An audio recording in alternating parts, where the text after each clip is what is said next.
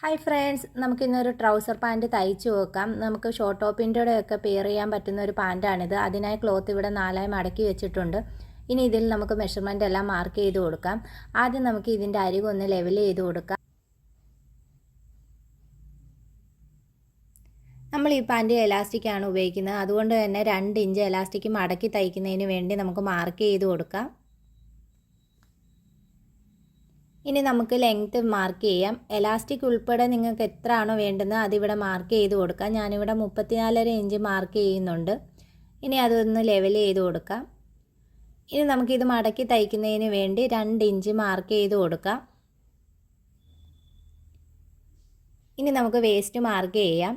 Waste എന്ന് പറയുമ്പോൾ നമുക്ക് ഹിപ്പ് എത്രയാണോ അതിൻ്റെ പകുതി ഇവിടെ മാർക്ക് ചെയ്ത് കൊടുക്കാം. എനിക്കിവിടെ 35 ആയിരുന്നു, അതിൻ്റെ പകുതി 8.25 മാർക്ക് ചെയ്യുന്നുണ്ട്. കൂടാതെ 2.5 ഇഞ്ച് ലൂസും മാർക്ക് ചെയ്യുന്നു. ടോട്ടൽ ഞാൻ 11.25 മാർക്ക് ചെയ്തിട്ടുണ്ട്. ഇനി നമുക്ക് ക്രോച്ച് ലെങ്ത്ത് മാർക്ക് ചെയ്യാം. ഞാനിവിടെ 12 ഇഞ്ചിലാണ് മാർക്ക് ചെയ്യുന്നത്. ഇവിടെ നമുക്ക് 11.25 മാർക്ക് ചെയ്ത് കൊടുക്കാം. ഇതിലൊരു സ്ട്രെയിറ്റ് ആയിട്ടൊരു ലൈൻ വരച്ചു കൊടുക്കാം. ഇനി നമുക്ക് ഇവിടെ നിന്ന് ഒരു 1.5 ഇഞ്ച് മാർക്ക് ചെയ്ത് കൊടുക്കാം. എന്നിട്ടൊരു കർവ് ഷേപ്പ് കൊടുക്കാം. ഇവിടെ നമുക്ക് ഒരു 11.5 ഇഞ്ച് മാർക്ക് ചെയ്യാം. കൂടാതെ ഒരു 1.25 തയ്യൽ തുമ്പ് മാർക്ക് ചെയ്യാം. ഇനി ബോട്ടം മാർക്ക് ചെയ്യാം. ബോട്ടം ഞാനൊരു 7 ഇഞ്ച് മാർക്ക് ചെയ്യുന്നുണ്ട്. 1.25 ഇഞ്ച് തയ്യൽ തുമ്പ് മാർക്ക് ചെയ്യാം. ഇവിടെ നമുക്കൊരു 1/2 ഇഞ്ച് ചരിച്ച് മാർക്ക് ചെയ്ത് കൊടുക്കാം.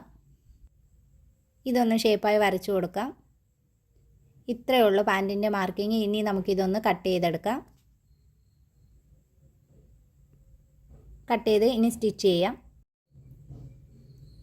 ഫസ്റ്റ് നമ്മൾ ക്രോച്ച് സൈഡാണ് സ്റ്റിച്ച് ചെയ്യുന്നത്. അതിനായിട്ട് 2 പീസ് ഒരുമിച്ചെടുത്ത് ഇതുപോലെ 2ആയിട്ട് മടക്കി സ്റ്റിച്ച് ചെയ്ത് കൊടുക്കാം. ഇനി ഇതിൻ്റെ മുകളിൽ കൂടെ ഒരു സ്റ്റിച്ച് കൂടെ ചെയ്ത് കൊടുക്കാം. ഇതുപോലെ തന്നെ നമുക്ക് അപ്പുറത്തെ സൈഡും ചെയ്തെടുക്കാം. അങ്ങനെ 2 സൈഡും ചെയ്തെടുത്തിട്ടുണ്ട്. ഇനി നമുക്ക് ബോട്ടം മടക്കി തയ്ക്കാനായിട്ട് 2 ഇഞ്ച് മാർക്ക് ചെയ്ത് കൊടുക്കാം.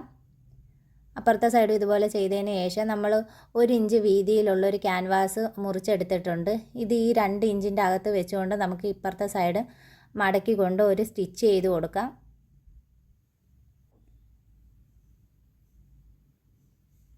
ഇനി ഇപ്പുറത്തെ സൈഡിലും ക്യാൻവാസിൻ്റെ മുകളിൽ കൂടെ ഒരു സ്റ്റിച്ച് ചെയ്ത് കൊടുക്കാം.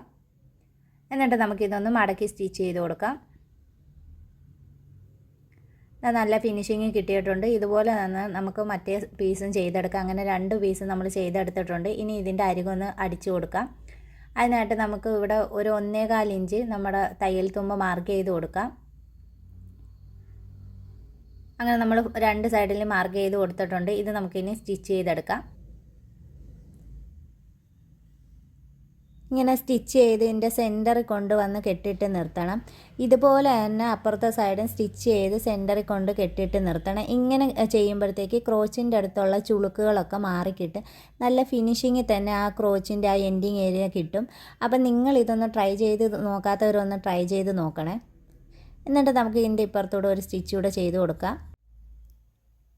ഇനി നമുക്ക് ഇതിൻ്റെ ഈ സൈഡ് ഒന്ന് 2ആയിട്ട് മടക്കി ഒന്ന് സ്റ്റിച്ച് ചെയ്ത് കൊടുക്കാം. അങ്ങനെ നമ്മൾ 2 സൈഡ് നല്ല രീതിയിൽ ഫിനിഷിങ്ങിൽ തന്നെ സ്റ്റിച്ച് ചെയ്തെടുത്തിട്ടുണ്ട്. ഇനി നമുക്ക് എലാസ്റ്റിക്കിൻ്റെ സൈഡ് നോക്കാം. നമുക്കിവിടെ മുകളിൽ 2 ഇഞ്ച് മാർക്ക് ചെയ്തതുപോലെ തന്നെ ഇവിടെയും മാർക്ക് ചെയ്ത് കൊടുക്കാം.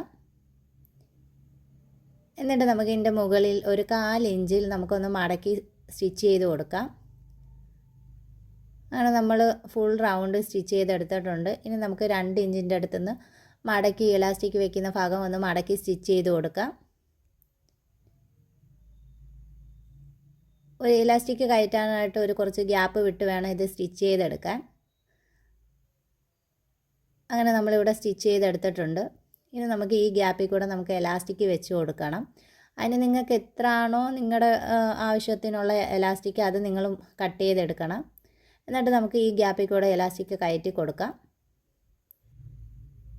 ഇനി ഈ എലാസ്റ്റിക്കിൻ്റെ എൻഡിങ് ഭാഗം നമുക്കൊന്ന് സ്റ്റിച്ച് ചെയ്ത് കൊടുക്കാം. എന്നിട്ട് ഇത് നല്ല രീതിയിൽ വലിച്ച് ഉള്ളിലോട്ട് കയറ്റാം. ഇനി നമ്മൾ ഈ ഗ്യാപ്പ് ഇട്ട ഭാഗം ഉണ്ടല്ലോ അതൊന്ന് സ്റ്റിച്ച് ചെയ്ത് കൊടുക്കാം.